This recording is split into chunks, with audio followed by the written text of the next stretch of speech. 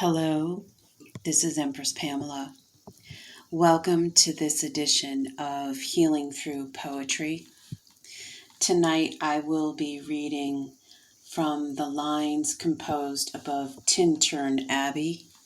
by William Wordsworth. The day is come when I again repose here under this dark sycamore and view these plots of cottage ground, these orchard tufts, which at this season, with their unripe fruits, are clad in one green hue, and lose themselves mid groves and copses. Once again I see these hedgerows, hardly hedgerows, little lines of sportive wood run wild. These pastoral farms, green to the very door, and wreaths of smoke sent up in silence from among the trees. These beauteous forms, through a long absence, have not been to me, as is a landscape to blind man's eye, but oft in lonely rooms and mid the din of towns and cities I have owed to them. In hours of weariness, sensation sweet, felt in the blood and felt along the heart, and passing even into my purer mind with tranquil restoration. Feelings too of unremembered pleasure,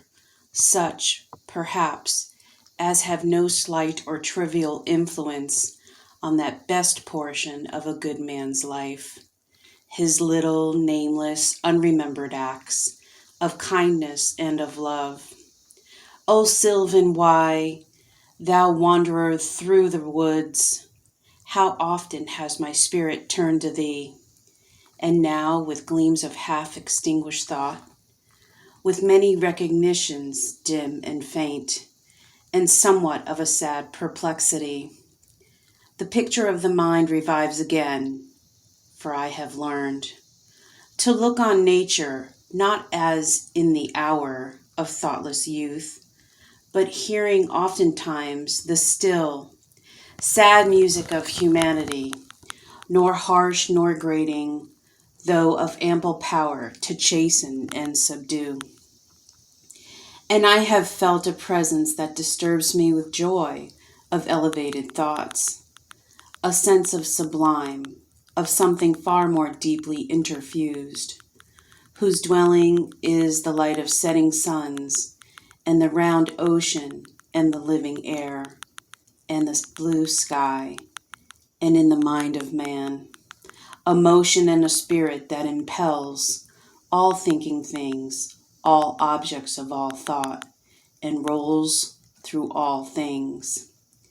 Therefore am I still a lover of the meadows and the woods and mountains, and of all that we behold from this green earth, of all the mighty world of eye and ear, both what they half create and what perceive, well pleased to recognize in nature and the language of the sense, the anchor of my purest thoughts, the nurse,